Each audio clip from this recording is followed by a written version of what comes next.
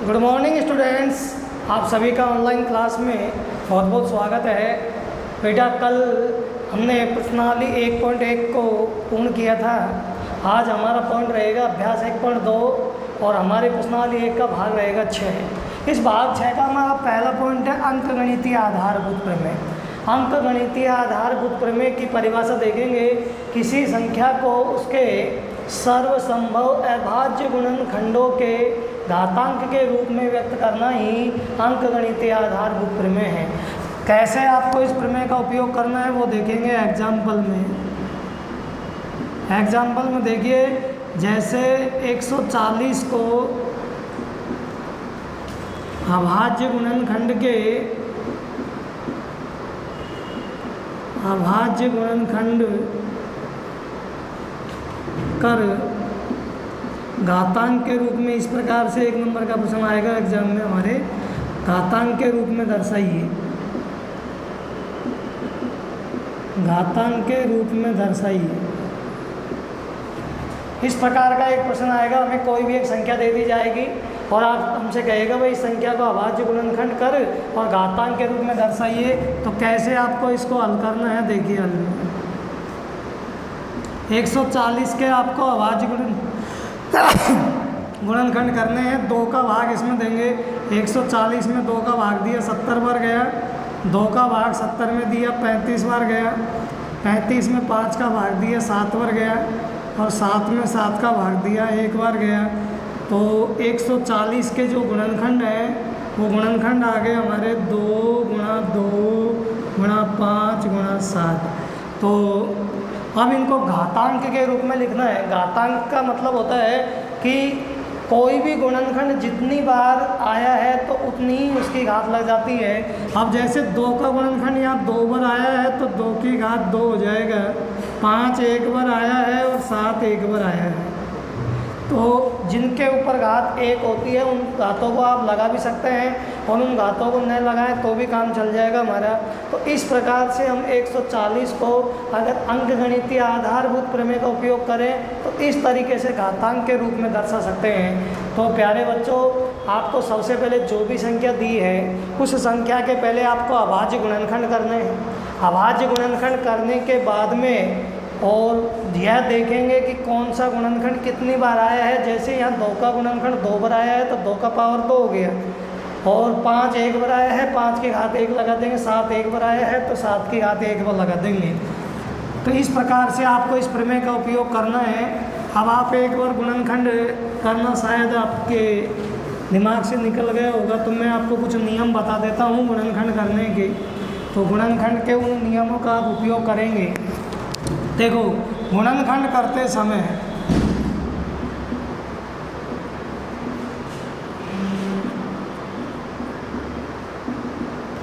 गुणनखंड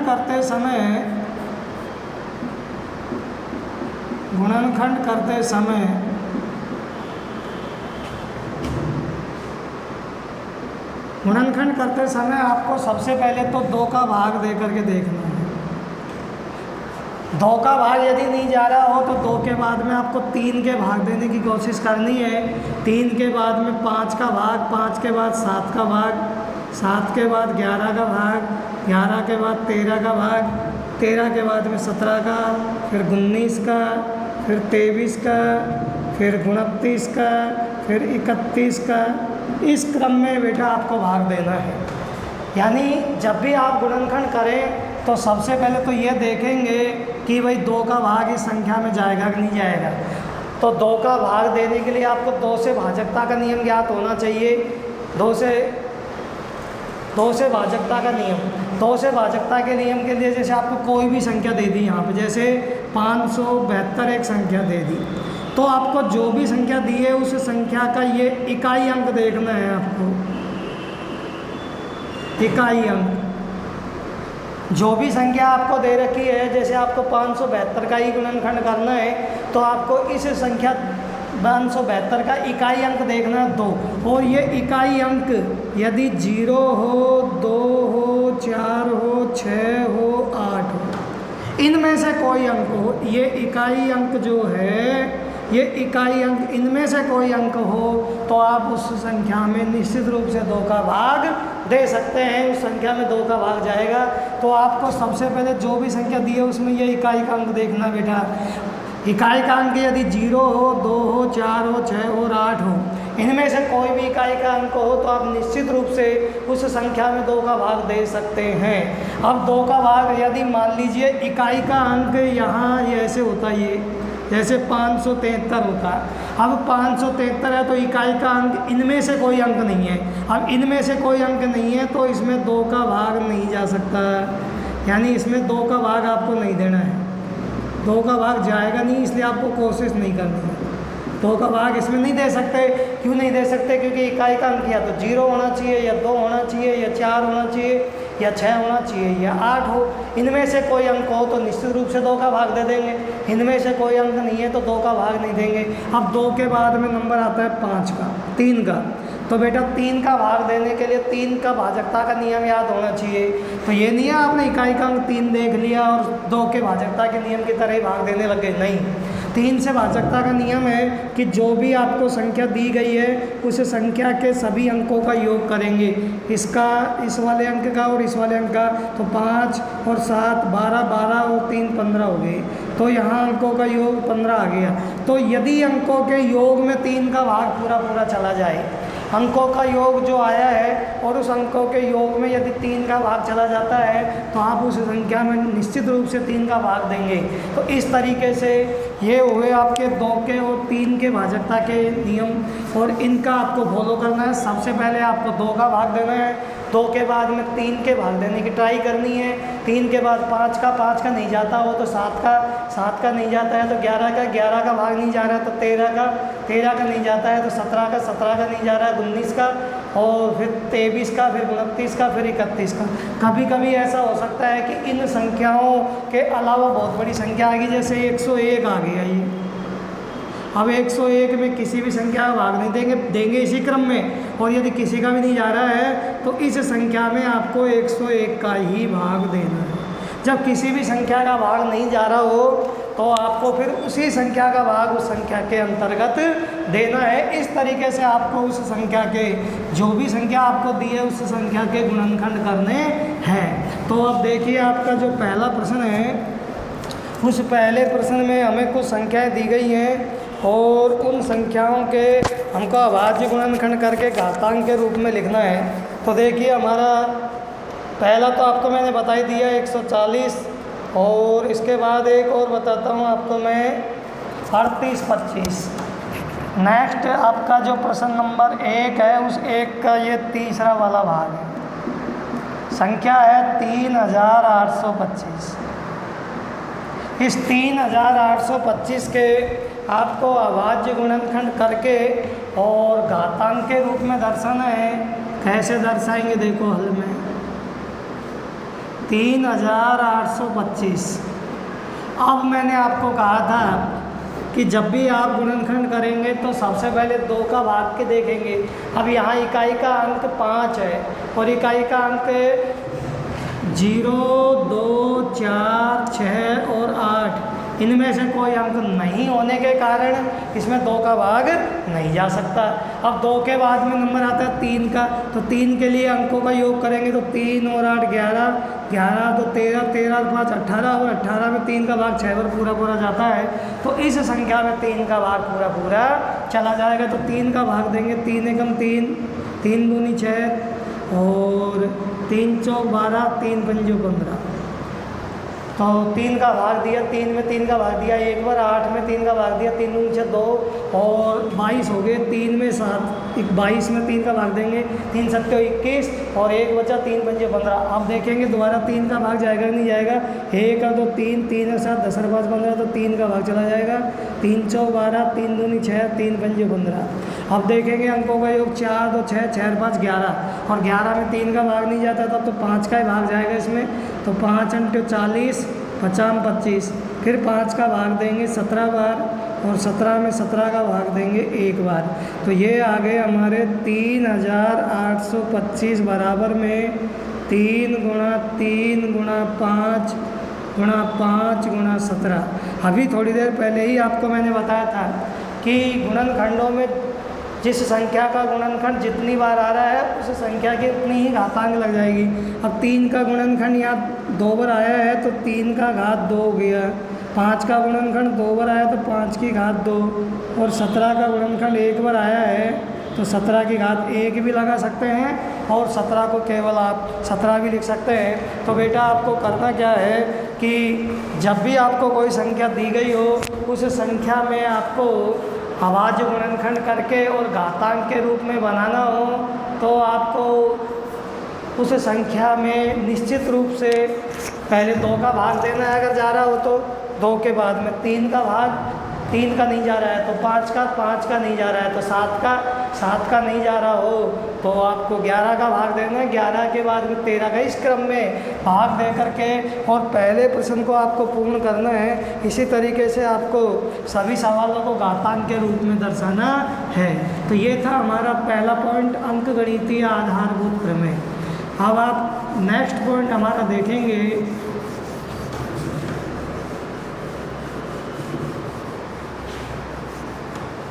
अब हमारा next point है संख्याओं के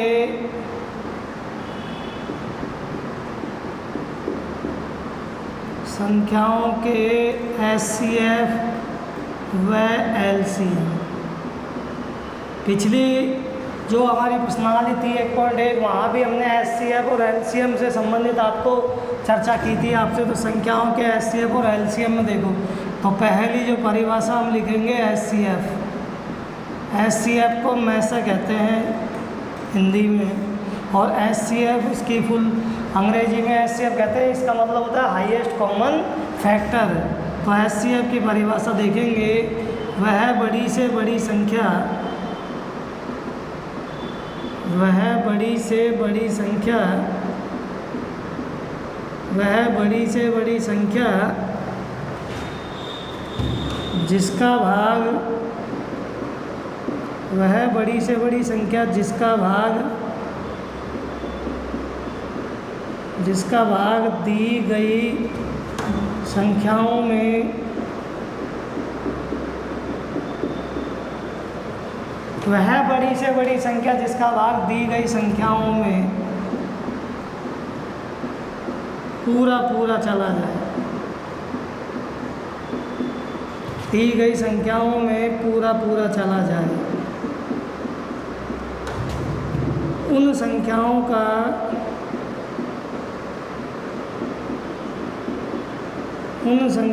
का HCF कहलाता है। उन संख्याओं का HCF कहलाता है।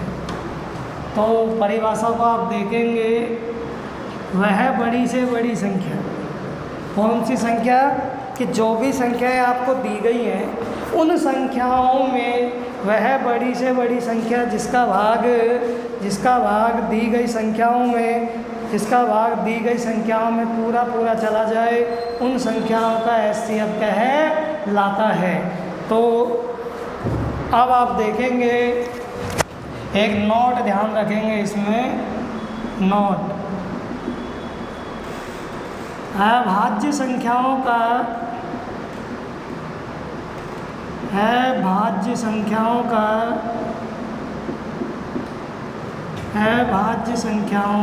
HCF, इट मीन्स में से सदैव एक होता है। अभाज्य संख्याओं का HCF में से जो होता है सदैव एक होता है। अब बेटा आप सोच रहे होंगे कि सर अभाज्य संख्याएं क्या होती हैं, तो अभाज्य संख्याओं के लिए देखेंगे आप अभाज्य संख्या, सीधी सी बात करें हम, अभाज्य यानी भाज्य का विलोम। भाज्य तो वे होती है जिनमें किसी भी संख्या का या 2 या 2 से अधिक संख्याओं का भाग चला जाता है, और अभाज्य संख्या वे होती है जिसमें एक और स्वयं के अलावा और किसी संख्या का भाग नहीं जाता। अभाज्य संख्या वह संख्या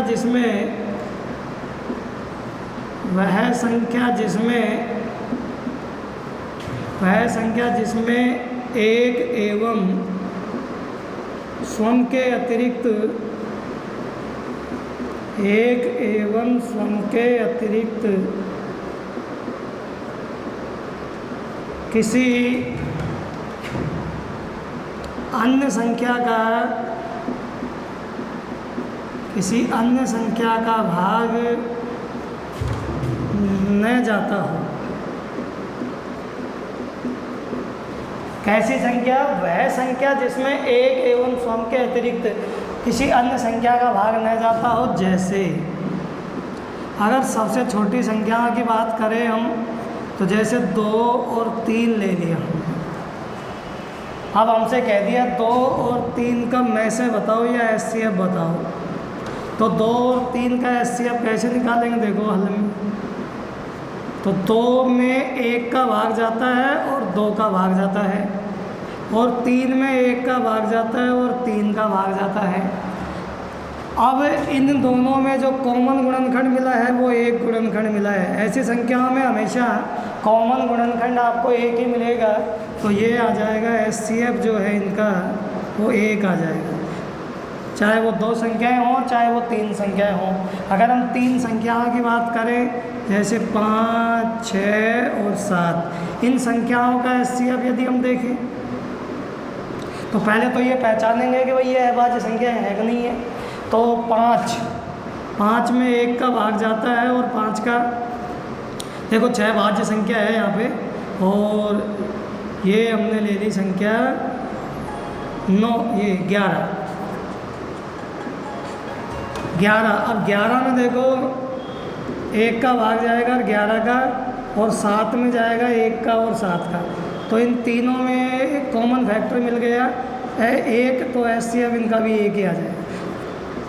कितनी भी अभाज्य संख्याएं हों और उन अभाज्य संख्याओं का जब भी हम एचसीएफ निकालेंगे तो बेटा उनका एचसीएफ हमेशा 1 के बराबर आएगा।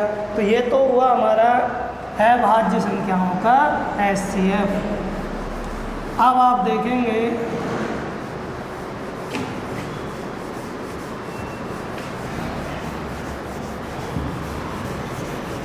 अब हम इसकी एक दूसरी परिभाषा बताते हैं आपको, या करके आप लिख सकते हैं या। दी गई संख्याओं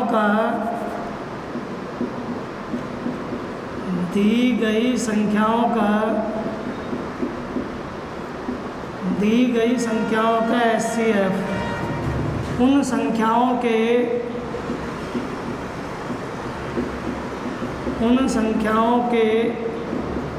सर्वनिष्ठ गुणनखंडों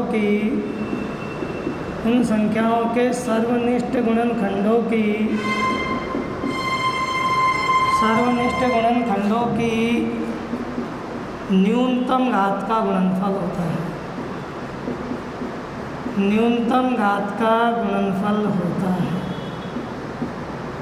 न्यूनतम यानी होता है छोटी से छोटी।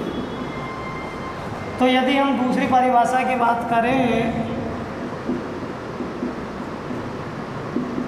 तो दूसरी परिभाषा है हमारी दी गई संख्याओं का एचसीएफ उन संख्याओं के सर्वनिष्ठ गुणनखंडों की न्यूनतम घात का गुणनफल होता है। जैसे एग्जाम्पल में लेंगे हम, एग्जाम्पल में जैसे आपको 15 का और 35 का 15 और 35 का एचसीएफ निकालना है। अब आप सोच रहे होंगे सर एचसीएफ को हमने इससे पिछली प्रश्नावली में निकाला था। तो बेटा आपने जो पहले एचसीएफ निकाला था वो एचसीएफ निकाला था आपने यूक्लिड विभाजन प्रमेय से। अब हम जो एचसीएफ निकालेंगे वो अभाज्य गुणनखंड विधि से निकालेंगे, क्योंकि हमने अंकगणितीय आधारभूत प्रमेय का अध्ययन कर रहे हैं इसमें। तो 15 और 35 का एचसीएफ निकालेंगे। देखो 15 के गुणनखंड तो हो गए 3 गुणा 5 और 35 के गुणनखंड हो गए 5 या 7 गुणा में 5। अब एचसीएफ के लिए मैं लिखा है उन संख्याओं के सर्वनिष्ठ गुणनखंडों की न्यूनतम घातों का एचसीएफ बराबर में प्रत्येक सर्वनिष्ठ गुणनखंडों की एचसीएफ बराबर में सर्वनिष्ठ गुणनखंडों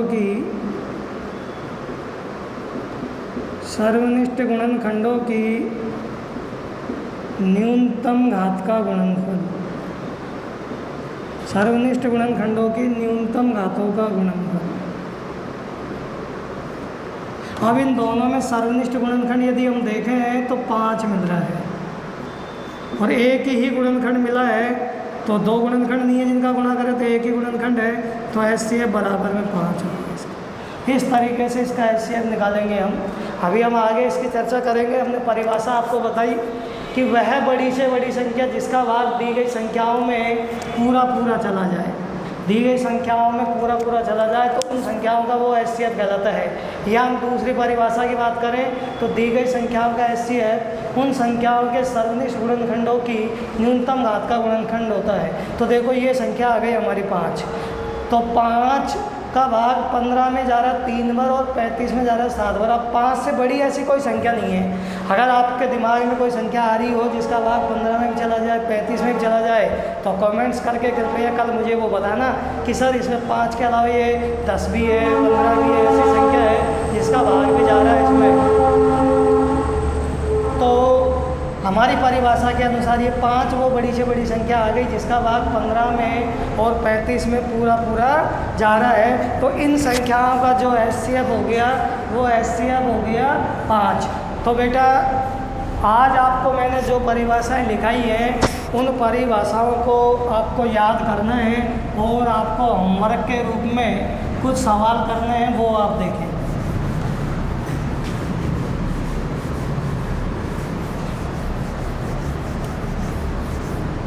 आपके लिए होमवर्क में है आज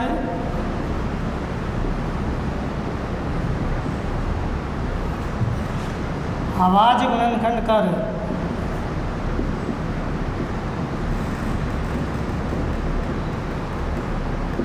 आवाज गुणनखंड कर घातांक के रूप में लिखिए, घातांक के रूप में लिखिए। ये आज का आपका प्रश्न रहेगा। किन किन संख्याओं के आपको अभाज्य गुणनखंड करने हैं। पहला 156, दूसरा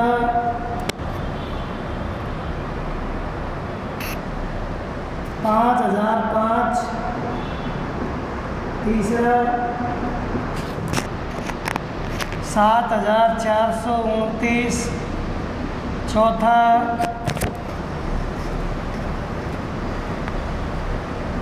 510, पाँचवा 92। ये 5 सवाल ऐसे आपको दिए जा रहे हैं। इन 5 सवालों के आपको अभाज्य गुणनखंड करने हैं और अभाज्य गुणनखंड करके उनको घातांक के रूप में दर्शाना है। तो बेटा ये काम आज आपको करना है।